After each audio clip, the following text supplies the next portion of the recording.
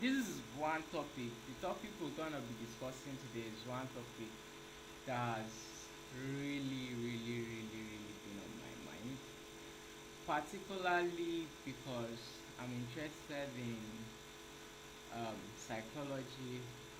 I'm interested in studying people. I'm interested in knowing how the mind of people work, because in today's world, I mean in the world, you always encounter people. The world is about people, the world is about dealing with people and all of that. So just a minute, check if my audio is on.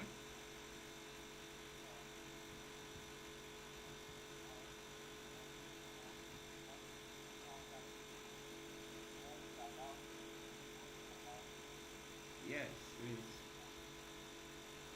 So it is about studying people. We live in a world, we have to understand people. So this is a world, a book, a work that was made possible by a man. His name is Gustav Le Bon rather. And what we're talking about is the crowd, a study of the popular mind, a study of the mind of people. How do people's mind work? How do people think? What they think about? How do people work? How do people think? So, and what fascinates me about this work was that this work was written in 1895. That is over 100 years from today, and the work still deems so relevant, so relevant, that it almost seems like work was made yesterday. It is so relevant that it feels like the work was made yesterday.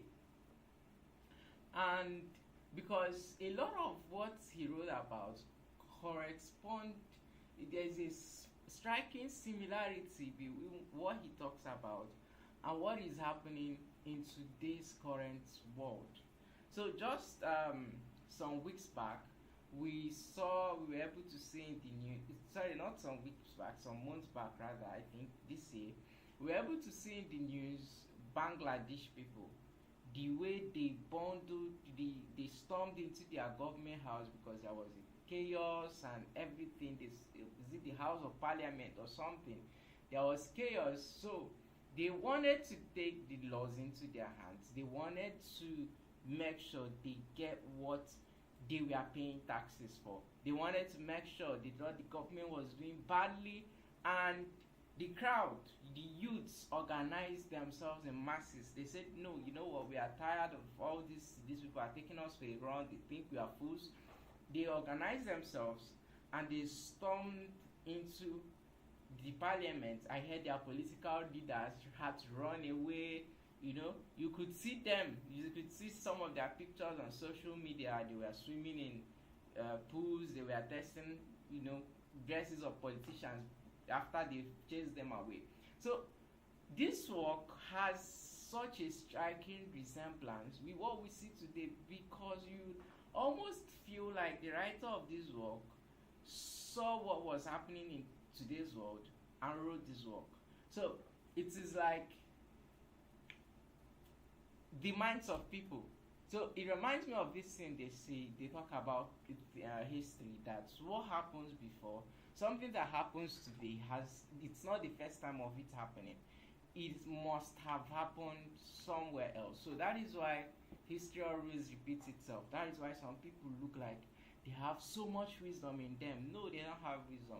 Those people has been exposed to knowledge, and they've learned what is called pattern recognition. So at that point, those people recognize patterns in people, places, events. They recognize that what is happening right now, when they look at it and they think to themselves, what is happening right now? Okay, I think I've seen this same thing that is happening right now in some other place, and I think we can sync it and match some similarities. So the work we're about to study right now, the work we're about to look into right now, is a striking resemblance of what is happening in the world right now, and that is why I'm so excited about it. That's why I'm so excited to look at it. It says the era of crowds is upon us. It says the divine right of the masses is about to replace the divine rights of the king. So here Gustav argued that the rights of the masses is going to take over the rights of the kings. That the kings will no longer have as much power as they thought they did. They will no longer have that power. They don't. They think they have the power, but no. The masses are going to take that power and they are going to replace it, and they are going to infuse that power. They're going to make that power theirs. They are going to make a heavier power upon it. That is why what Gustav was looking at, because now when he wrote this book, I made a little research on this book. There was a kind of a French revolution, or a revolution rather, if not French, and the masses were unhappy with what was happening in the government, and there was a revolution, and people decided to take laws into their hands. People decided that they were tired of what was happening, and they're gonna take laws into their hands. So it was around this era that the writer of this work looked at what was happening and said, no, I've seen this happen somewhere else, and I'm going to pinpoint for a fact what happened, and I'm going to record and document it. And this is why it has so much striking similarity with what is happening in today's world. So the present epoch is a critical moment of transformation. The old pillars of society, which are religious, political, and social beliefs, these three. There is religious belief, which is the forefront. Make no mistakes about it. There's social, there's political, and there's social, which is the third. They are crumbling. That is, when these masses come together and push this agenda, these three powers are gonna crumble under them. On the ruins of decayed ideas and decayed authorities, a new power has arisen. Did you get that?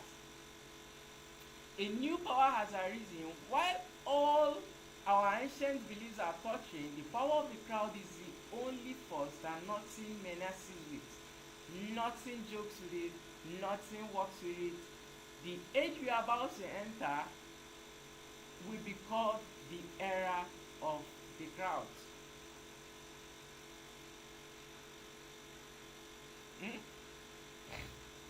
It is called the era of the crowds. I think there's something happening in my video. I just hope you guys can still see and hear me clearly.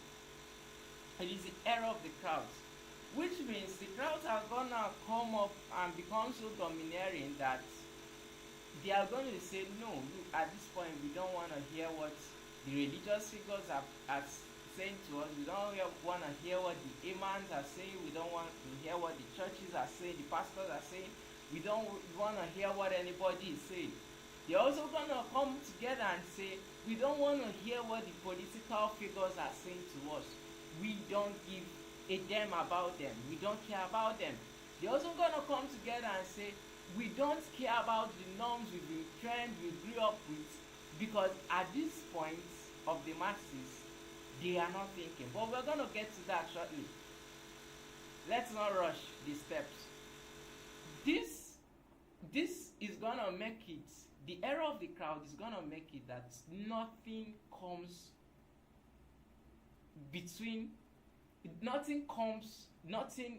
stops the masses. There's no power that complements it. And that's the argument. Now, when the law of mental unity. So, why does this happen? Why do the masses command so much power as they command? There's this law of mental unity. And the law says that not every gathering of individual constitutes a crowd. So let's say we go for an event, we are or in a busy street or in a park or something. People are just standing around and sitting around. So everybody is on their own thought process. Everybody is just thinking to themselves. Everyone is in their head. At that state, it is called an agglomeration. So as you can see in the illustration, everybody has their own thinking capacity. Everybody has their mind. Everybody is thinking on their own. Everybody is just focused on themselves, thinking to themselves. Everyone is thinking for themselves. So that is an agglomeration. It is let's look at the English word. An agglomeration is a mass or collection of things, an assemblage of things. It's a gathering of people. So it's when people gather. That is what an agglomeration is. So people at this state, they are thinking freely, but that's not what we are talking about, because the power of the masses, it's not reliant upon people thinking differently. It is reliant upon people thinking the same. That is the psychological crowd. So it says, the law of mental unity states that not every gathering of individuals constitutes a crowd. Under certain circumstances, an agglomeration of men forms a psychological crowd. So we are sitting together in a park, we are sitting together in an event, and all of a sudden I'm talking with a bro, I'm talking with him, and then we start stirring up something. We start discussing about the government, how they've not been offering us what how they've not been delivering on their promises, the tax we are paying, they don't deliver on it. And we start, making some of these discussions. Now, these are personal thoughts that we sat down in our houses and thought about. But then at a point, it forms an agglomeration where we jam the thoughts together. We jam the thoughts together, and that forms a psychological crowd. That forms a psychological crowd together. That is the pulling of everyone's mind. Now it's not everyone's mind. Now it becomes a single mind. So from being single-minded people, from being, this is what I thought at home, this is what I thought in my quiet time, this is what I was thinking to myself. Now the thoughts are open. Everybody thinks at the same frequency now. Everybody resonates at the same frequency. Nobody thinks for themselves. Everybody thinks together. So it says, not every gathering of individuals constitutes a crowd. Under certain circumstances, an agglomeration of men forms a physiological crowd, becoming a single being subjected to the law of mental unity of crowds. And in this state, the sentiments and idea of all persons take the same direction. So when we form a psychological crowd, nobody is allowed to think differently. Everybody thinks alike. Everybody thinks the same thing. Nobody thinks differently. We are saying we need to get food. Everybody is saying we need to get food. Nobody says no. I just think, can we not get food now? Nobody thinks about it, because we've come to a state of physiological mindset where we are pulling our resources together, we are pulling our minds together, and all our decisions are collective efforts. We think in the same direction, and their conscious personality vanishes. So at this point, people don't have self-personality. That is what Gustav says in his work. It is a collective mind that is formed. It is transitory, but with clearly defined characteristics. So people are not allowed to think differently in the psychological crowd state. People are not allowed to think differently. Everybody must think alike. Everybody must think the same. So at that stage, everybody starts thinking the same. Now, when everybody starts thinking the same, what really happens? Because that is what is about to unlock the next phase we are going to go into. The descent on the ladder of civilization. So here it says, isolated, you may be a cultivated individual. Remember that in this former slide that I showed you, it says, and their personal and their conscious personality vanishes. Let me zoom it in so you can see it. Let me zoom it in. It says that their conscious personality vanishes. Look at it right here. So in a state of agglomeration, in a state of being in a physical crowd, people's personality, they vanish. So when you've come to this psychological state of thinking, it says isolated, you may be a cultivated individual, he might have discipline, he may be disciplined, he might have his own, the things he keeps to himself, the things he's good does, the things he does not do. But in a crowd, he becomes a barbarian. And that is a creature acting by instinct. So this is taking us where we did not feel like we needed to go. Because at this point it's becoming like, oh, it's now sounding somehow. Because I thought that when they put their minds together, it will now become a big mind where, great ideas come out from. But no, great ideas don't come out from it. So sorry, it's not, it's the laws. It is the laws, I didn't make it. So you think that when they stop thinking for themselves and everybody thinks the same, that it's gonna make all our work, great ideas to come out of it. But no, it takes our personality away from us. It takes away our ability to think for ourselves. It takes away the human's ability to think for himself, and it takes it and makes the human into a barbarian. He becomes a barbarian. I'm not sure you guys understand what a barbarian means. Let's go to Google. Let's ask it barbarian. I hope I got a meaning. Let's look at who is a barbarian. Why did Gustav call these guys barbarians? For thinking together. It says, in ancient times, a member of community or tribe not belonging to one of the great civilizations. So, look at this thing. It says it's not belonging to one of the great civilizations. It's not great, so it's not a good thing.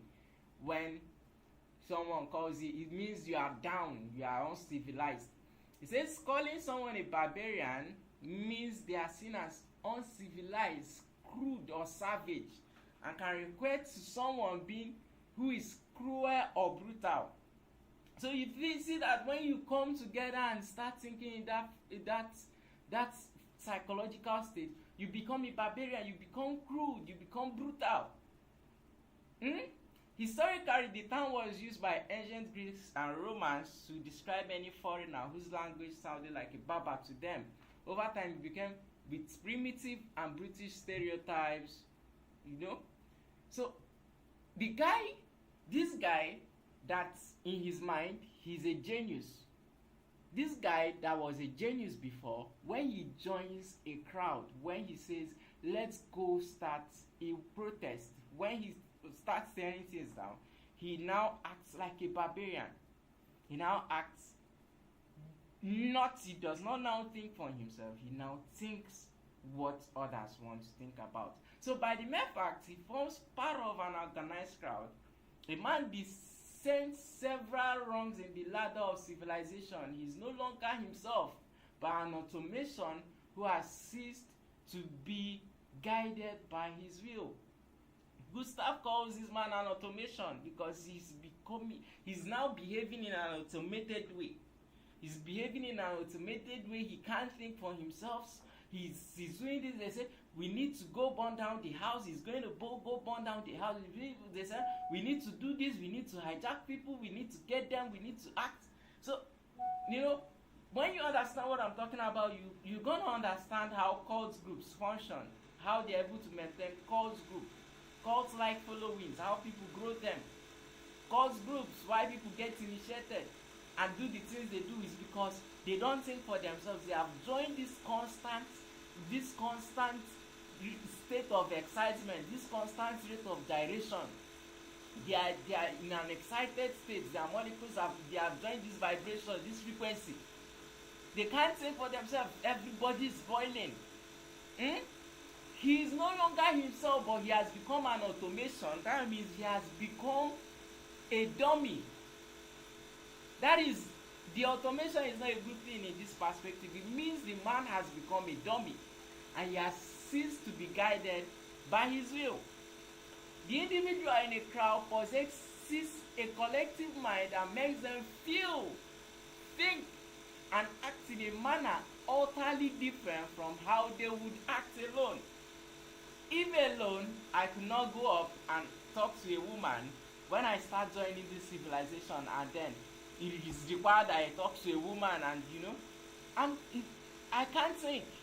If it's I don't normally smoke, I don't normally fight. In this barbarian state, in this excited state, I'm gonna go fight because this is what everybody wants. Nobody is thinking. It's a collective mind. Someone thought it up. We must do it. So it says intellectual ability is lowered while unconscious insatiable sentiments dominate. So in this psychological state, what functions, what people want to hear is instinct. People don't want to hear your psychology. People don't want to hear reasoning. People don't want to hear thinking. They just want instinct. Who are we going to fire? What are we going to do? So someone says, let's go do this. Everybody says, yes, let's go. So look at this picture. I want you to take your time to study this picture. Look at the picture. Look at the picture. Let me zoom it out a little bit. This is a man. He was a thinking man. He's a thinking man. He has a book. But when he starts following the crowd, when he joins this state of crowd, remember, I'm not the writer. I didn't publish this work. I read it and I'm trying to translate it to you. When he published this work, he descended several levels from the ladder which he was. He was in this ladder. He was steps above barbarians. But when he joined them to say, let us join the masses, he joined the masses and he became a barbarian. He became a barbarian, and in this state, they don't think. Barbarians don't think. So the crowd's mind, let us examine this mind we've been talking about. How do the mind of the crowd function? How do the mind of this crowd function? The mind of the crowd, since they are coming together, it's a collective effort. Everybody's together. How is it formed? The anatomy of the mind of the crowd. It is impulsive, it is credulous, and it is extreme. So when you join a crowd, you are going to be tempted to do things that necessarily on your own you wouldn't think of doing. Your mother knows you are not that kind of guy, but since you joined a cult group, you have become someone that can go as far as harming people. It is impulsive and mobile. It says a crowd is the slave of impulses. It means as we are thinking it, we are doing it. As we are thinking it, we are doing it. Nobody has time for reasoning. It passes in a moment from the most bloodthirsty ferocity to the most extreme generosity and heroism. Whatever is going to make you feel adored by the crowd you are following is what you're going to do, is what is your priority at that moment. Is what you want to do. You want to please them. You want to be a hero. You want to be adored. Premeditation is absent. You don't have time to think for yourself. You don't have time to think to yourself and say, is this thing I'm doing, is it going to be worth it? No. In that crowd state, it's not. People just say, look, guy, you have to do it. You just have to be out there. You just have to go and do it. And you just go. You don't know why you go, but you just go because they say you just have to do it. You go and do it. It is suggestible. The second feature of the mind of the crowd, this collective mind. Remember when we started, we talked about agglomeration.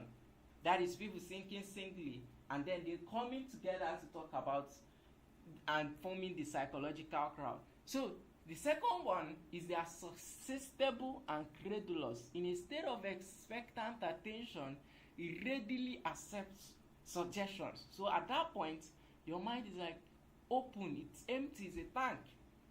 You don't think it accepts any suggestion at all. The improbable does not exist. Nothing is impossible. At this state, the impossible doesn't exist. It doesn't exist for a crowd. It thinks in images and confuses the subjective with the objective. Now I'm going to explain this calmly. Now, the crowd has an imaginative mind. Okay, let's exaggerated and simplistic. Sentiments are always simple and extreme. A suspicion becomes an inconvertible fact.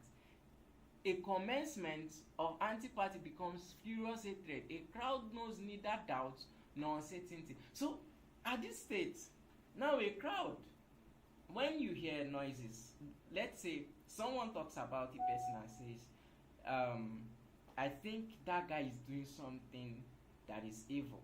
So, in the mind of a person that thinks in logic, his mind isn't that hyped. He thinks, oh, maybe the guy is probably doing something that is evil, something normally evil. But then when you are in that crowd state, you think in exaggerated forms. You think, wow, this guy has done something terrible. You paint illusions, you paint images. The images are painted in your head. The images are painted to go, wow, you see things, you're like, wow, all these bad things are happening. They are doing this, they are doing that. It is just suggestible and credulous. It is credulous. They are doing this, your eyes like this, they are doing this, they are doing that. That is that state you get to. You are in that state where everything is just wild to you. You are in that state where everything is wild to you. That is the crowd, the mind of the crowd. You are in that state. A mind that thinks in images. Now let's examine this.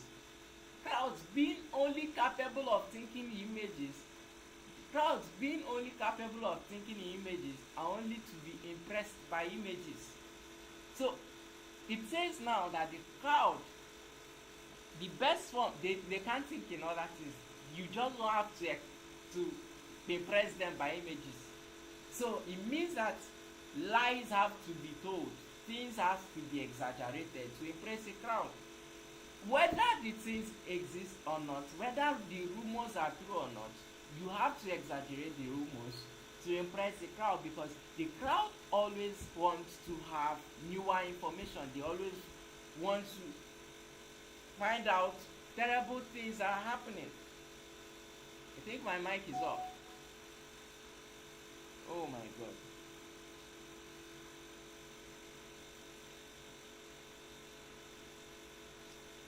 Hello, can you hear me? So they always have to find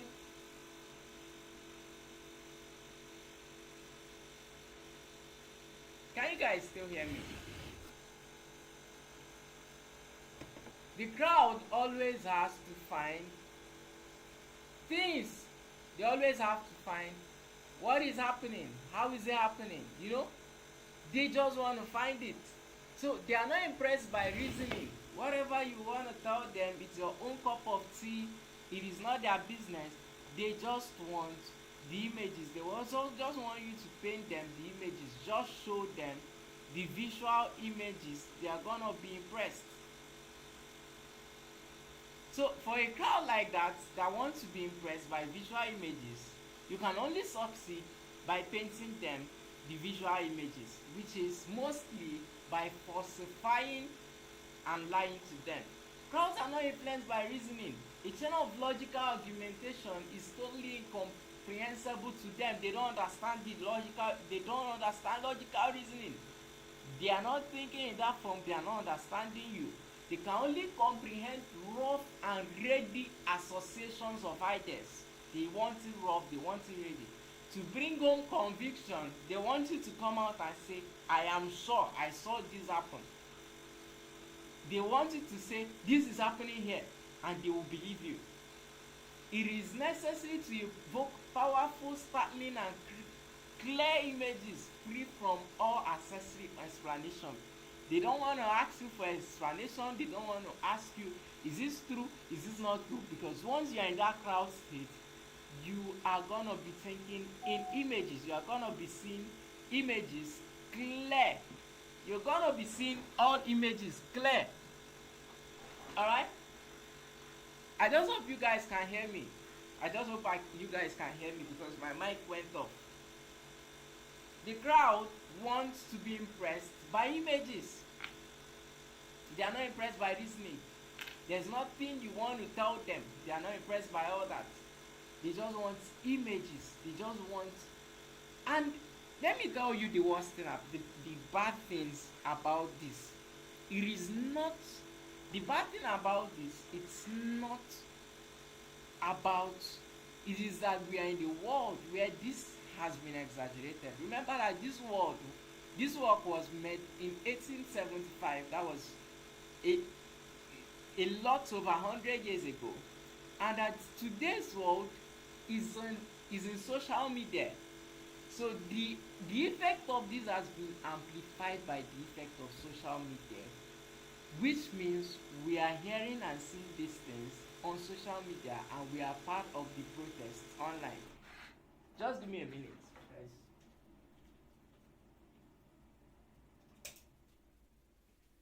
We are part of the protest online. The effects have been made possible by social media. So every conviction becomes a religion.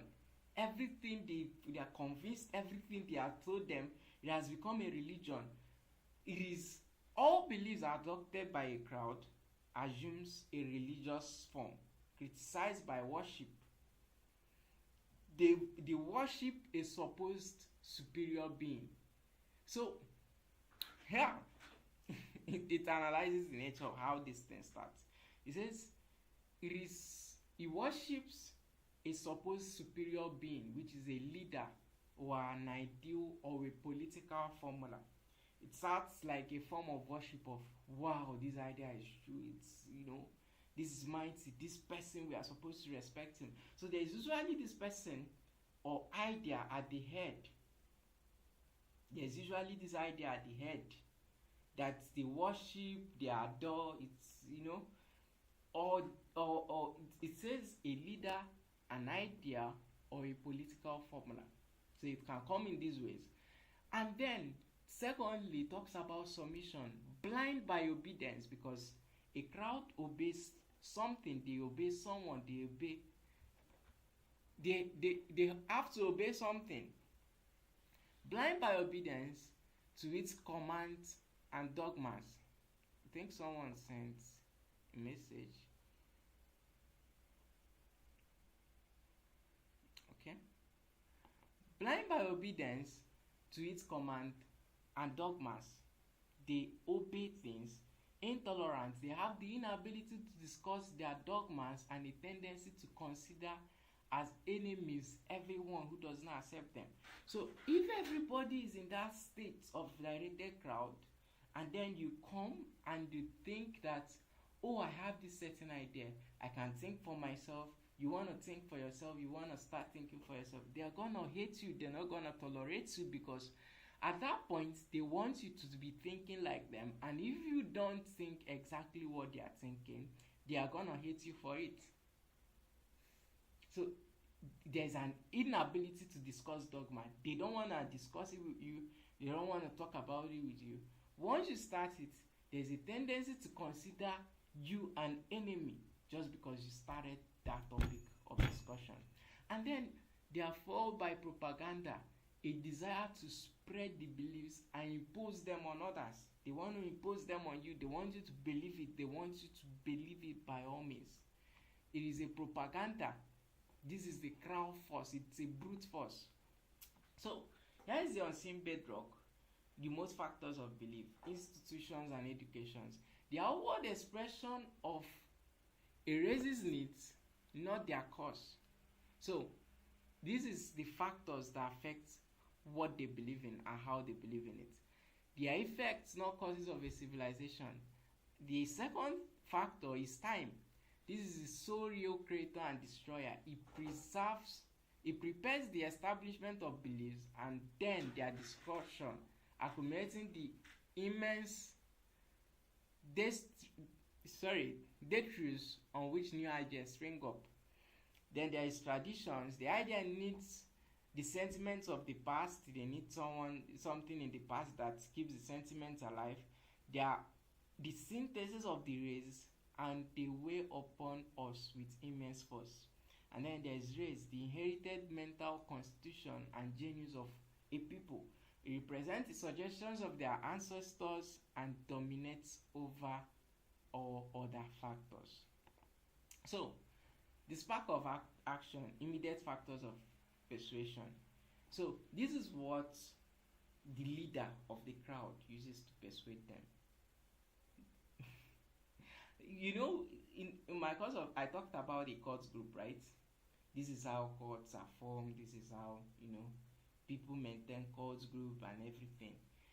They are formed. This is the leader uses image, words, and formulas.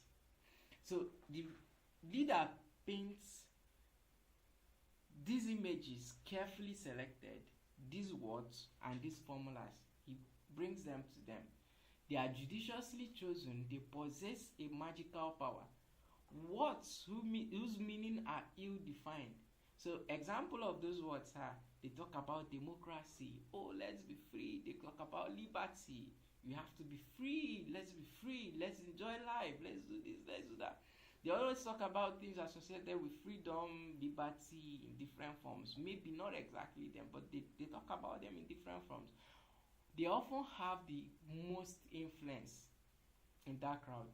Either they have money, they have psychology, they have thinking capacity, but they always have the most influence. And they often evoke grandiosity and vague images. They have this grandiosity. That's why they can mess with people. And then second two, they use illusions. Crowds have never tested after the truth. Crowds are not after the truth. They are not. That's one mistake people make. They are not after the truth. They don't want to hear the truth. They turn aside from evidence. If you show them evidence, they turn aside it. And that is not to their... They turn aside from evidence that is not to their taste. Once the evidence does not suit what they want, they don't want to see it. They prefer to defy error if it seduces them. Whoever can supply them with these illusions is easily their master. So whoever keeps these illusions open, whoever makes these illusions abundant, is the person that takes over them. And then the leader always has experience. The only effective process to destroy an illusion, however, to be effective, it must take place on a very large scale and must frequently be repeated. So the leader is a person that has tremendous levels of experience. He has a lot of tricks up his sleeve. He has a lot of things he's doing. He has a lot of things going on. He has a lot of things going on at the same time. So at this point, I'm gonna end this live, and if you are watching, I want you to like, I want you to subscribe, I want you to give a full, I want you to subscribe. So we're gonna finish up this topic in our next live probably, and I'm going to explain the rest of the video. So for now, I want you to take this away from this video. This is the key takeaway, that when you walk with a crowd, you are expected to do what they do. When you come together and think as a crowd, everybody thinks alike. When you think as a crowd, everybody thinks alike. And when you go up that ladder, you are gonna come down.